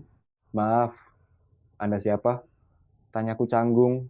Dia tak menjawab pertanyaanku, malah balas bertanya dengan nada dingin. "Bagaimana keadaanmu?" "Anda jawab dulu pertanyaan saya." "Kamu tadi pingsan di depan mobil saya," jawabnya datar. Ingatanku perlahan kembali. Benar, aku pingsan di jalan. Untung aku tak tertabrak. "Jadi ini di rumah sakit? Terima kasih sudah membawaku ke sini." "Tidak perlu berterima kasih. Saya pergi dulu. Lain kali jangan pingsan di depan mobil orang. Bisa mati konyol," ucapnya tajam. "Iya, maaf merepotkan." Pria itu berbalik dan pergi. Aku sendirian menatap langit-langit. Ingin rasanya aku menelpon Dimas. Tapi aku takut kalau Nyonya Ratna tahu, beliau akan menuduhku pura-pura sakit untuk menghindari pekerjaan rumah. Tiba-tiba, ponselku berdering. Nyonya Ratna dengan ragu kuangkat. "Halo Bu, dasar perempuan pemalas. Di mana kamu sekarang? Jam segini rumah berantakan, makanan belum ada. Mau jadi apa rumah ini, ha?" Teriaknya kencang. Aku menjauhkan ponsel dari telinga, menunggu sampai omelannya reda. "Maaf Bu, tadi siang aku pingsan di jalan. Sekarang aku ada di rumah sakit. Maaf, sepertinya aku nggak bisa masak hari ini." Bukannya cemas, Nyonya Ratna malah mendengus dingin. "Ya sudah, saya makan di luar." Tut, sambungan dimatikan. Hati ini terasa begitu miris melihat betapa tak berharganya diriku di mata keluarga ini. Aku mencoba bangun untuk pulang karena tak ingin ditagih biaya rumah sakit mahal. Tapi kepalaku pusing hebat dan aku kembali terjatuh ke kasur. Pintu kamar terbuka. Pria asing tadi kembali masuk, kali ini membawa sekotak makanan hangat. "Makan," ujarnya singkat, meletakkan kotak itu di meja nakas. Aku terbelalak. Dia kan orang asing, kenapa dia begitu baik? "Bukannya Anda sudah pergi? Sudah hubungi keluargamu?" Tanyanya tanpa menjawabku. Aku menggeleng pelan. Ia menyodorkan dompetku. "Tadi dompetmu tertinggal di jok belakang mobil saya. Coba periksa. Ada yang hilang tidak?" "Tidak perlu." "Terima kasih banyak," ucapku sungguh-sungguh. "Omong-omong, apa sakitku parah? Kenapa aku belum boleh pulang?" "Saya bukan dokter," ketusnya menyebalkan. "Tubuhmu kelelahan kronis dan tekanan darahmu sangat rendah. Tadi dokter memeriksa ponselmu dan minta keluarga segera datang." "Kamu punya suami kan?" "Punya." "Telepon suamimu." "Saya pergi dulu, dan jangan harap kita bertemu lagi," ucapnya dingin lalu menghilang di balik pintu. Sore menjelang malam, aku akhirnya memberanikan diri menelpon Dimas. "Halo sayang, kenapa tumben telepon jam segini?" "Mas, aku di rumah sakit." Dimas terdengar sangat panik. "Apa? Kenapa bisa di rumah sakit?" "Sakit apa kamu? Di rumah sakit mana? Aku ke sana sekarang." Hati kecilku menghangat. Setidaknya suamiku masih mengkhawatirkanku. Aku cuma pusing dan tensi darahku drop, Mas. Pingsan di jalan tadi. Di RS Medika, ruang rawat inap lantai 3 kamar nomor 1. Oke, aku meluncur ke sana habis jam kantor. Mas, jangan lupa beliin aku makan ya. Aku lemas banget, nggak bisa jalan ke kantin. Iya sayang, tunggu aku ya. Namun, setelah ditunggu-tunggu, berjam-jam berlalu, hingga jam 9 malam, Dimas tak kunjung datang. Aku kelaparan dan sangat gelisah. Ku coba meneleponnya, tak diangkat. Hingga akhirnya sebuah pesan masuk. Mas Dimas, kamu beli makan sendiri aja pakai GoFood ya. Aku nggak bisa ke RS sekarang. Ibu lagi marah besar di rumah. Besok pagi baru aku jenguk. Membaca pesan itu, pertahananku hancur total. Aku tak membalasnya, mematikan ponsel, dan menangis sendirian di ruang perawatan yang dingin. Suamiku lebih memilih menenangkan ibunya yang egois daripada menjenguk istrinya yang terbaring lemah di rumah sakit. Keesokan paginya, aku terbangun karena suara pintu digeser kasar. Nyonya Ratna masuk dengan langkah menghentak. Ia melempar tas mewahnya ke atas, ranjangku dan berkacak pinggang. Hebat aktingmu ya. Mukamu seger bugar begitu kok, betah-betahnya tiduran di sini. Sengaja kan kamu mau bolos kerjaan rumah? Aku yang baru bangun, langsung mengucek mata tak percaya. Tanpa sedikit pun menanyakan kabarku, beliau datang hanya untuk memakiku. Bu, aku pusing beneran. Jalan aja kepalaku muter. Halah, alasan. Semalaman anakku kepikiran kamu sampai nggak bisa tidur, nggak doyan makan, rumah berantakan, baju nggak dicuci, terus kamu enak-enakan molor di sini. Bangun kamu, pulang sekarang. Bu, dokter bilang aku belum boleh pulang. Saya nggak peduli kata dokter. Bangun. Nyonya Ratna menarik paksa lenganku hingga jarum infusku tertarik kasar. Aku terhuyung dan hampir jatuh menabrak nakas jika aku tak berpegangan pada pinggiran ranjang. Kali ini, sisa-sisa kesabaranku habis. Lepas, Bu. Ibu ini kejam sekali. Ibu nggak punya hati nurani. Ibu lebih dingin dari iblis. Teriakku histeris. Menepis tangannya kuat-kuat. Tepat saat itu, Dimas muncul dari ambang pintu. Mendengar teriakanku pada ibunya, Dimas langsung melotot. Tari, tutup mulutmu. Aku menatap Dimas dengan mata merah, berlinang air mata. Mas, ibumu jahat sama aku. Plak. Sebuah tamparan super keras dari Dimas mendarat di pipiku, membungkam mulutku seketika. Jangan pernah bicara kurang ajar sama ibuku. Demikian kisah rumah tangga Tari pada episode pertama ini. Akankah pernikahan Tari dan Dimas bisa diselamatkan? Atau Tari akhirnya berani membebaskan diri? Ikuti kelanjutan kisahnya di episode mendatang.